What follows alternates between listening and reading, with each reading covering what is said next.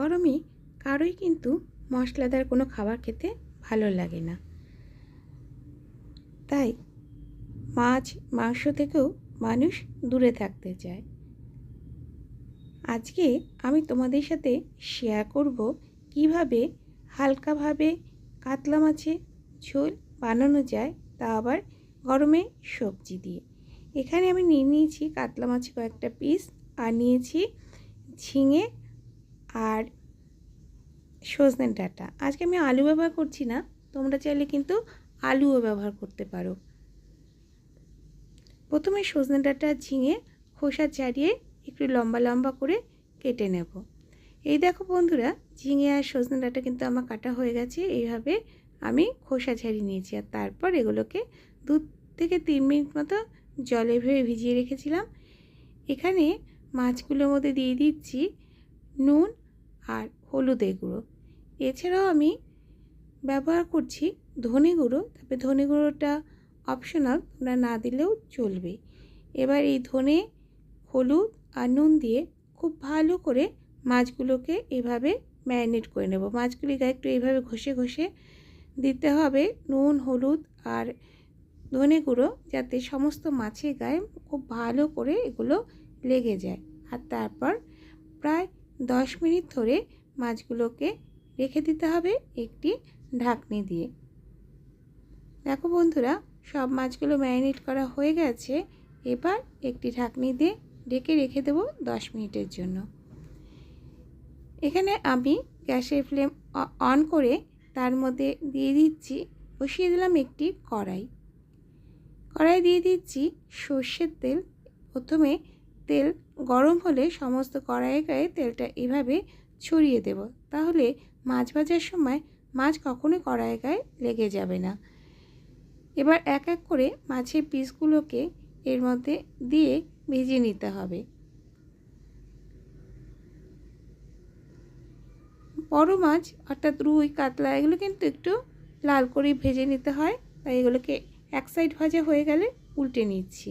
এই দেখো, এরকম লাল লাল করে সব মাছগুলোকে প্রথমে ভেজে নিতে হবে। এখানে আমি নিয়েছি রাঁধুনি, তেজপাতা, পেঁয়াজ আর টমেটো। মাছও সব ভাজা আমার হয়ে গেছে। এবার মাছ ভাজা তেলের মধ্যেই দিয়ে দিচ্ছি প্রথমে রাঁধুনি আর তেজপাতা। রাঁধুনি ভাজার সুন্দর গন্ধ বেরোলেই এর মধ্যে দিয়ে দিতে হবে কেটে রাখা পেঁয়াজ। এবার পেঁয়াজ 2 থেকে 3 সেকেন্ড মতো ভেজে নেব। পেঁয়াজ নরম হয়ে গেলেই এর মধ্যে দিয়ে দিচ্ছি কেটে রাখা টমেটোগুলোকে। এখানে একটি বড় সাইজের পেঁয়াজ আমি কুচি করে কেটে নিয়েছি, আর একটি বড় সাইজের টমেটোকেও টুকরো টুকরো করে কেটে নিয়েছি। টমেটো নরম হওয়া পর্যন্ত এইভাবে নাড়াচাড়া করে ভেজে নিতে হবে। এরপর এর মধ্যে দিয়ে দিচ্ছি কেটে রাখা সবজি, অর্থাৎ ঝিঙে আর সজনে ডাঁটা। এবার ঝিঙে, সজনে ডাঁটা, পেঁয়াজ আর টমেটোর সাথে কষিয়ে নিতে হবে। এখানে দিয়ে দিলাম স্বাদ অনুযায়ী নুন আর হলুদের গুঁড়ো। নুন আর হলুদের গুঁড়ো দিয়ে খুব ভালো করে সবজিগুলোকে এইভাবে কয়েক সেকেন্ড কষিয়ে নেব, আর তারপর একটি ঢাকনি দিয়ে ঢেকে নেব, যাতে সবজিগুলো খুব চটজলদি সেদ্ধ হয়ে যায়।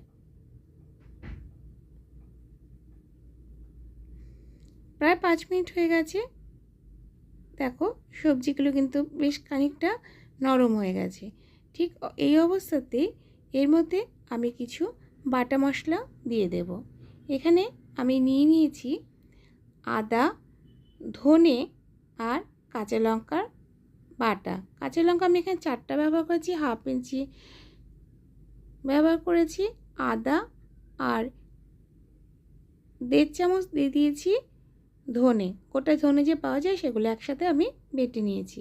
খুব ভালো করে বাটা মশলা দিয়ে সবজিগুলোকে এভাবে কষিয়ে নেব, আর তারপর একটু ঢাকনি দিয়ে ঢেকে দেব, আর 5 থেকে 7 মিনিট মতো সবজিগুলোকে সেদ্ধ হতে দেব। এবার চেক করে নেব সবজি ঠিক কতটা সেদ্ধ হয়েছে। দেখে বোঝা যাচ্ছে বন্ধুরা, দেখো সবজিগুলো কিন্তু বেশ ভালো মতোই প্রায় 70 থেকে 80% মতো সেদ্ধ হয়ে গেছে। আবারও খুব ভালো করে নাড়াচাড়া করে এর মধ্যে দিয়ে দিচ্ছি জল।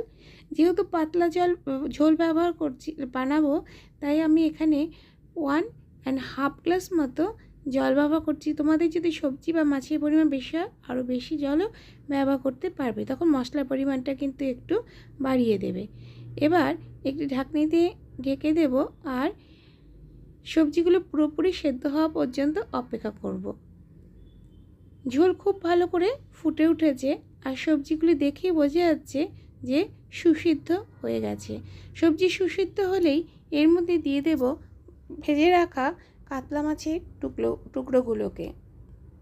খুব ধীরে ধীরে মাছগুলোকে ঝোলের মধ্যে দিয়ে দিতে হবে যাতে মাছের পিসগুলো ভেঙে না যায়। এবার ঝোলের সাথে মাছগুলোকে এভাবে মিশিয়ে দিতে হবে। আবারও বলছি, খুব হালকা হাতে এই কাজটা করতে হবে যাতে সহজেই ভেঙে না যায়। সব মাছগুলো ঝোলের সাথে মিশিয়ে দেওয়া হয়ে গেলে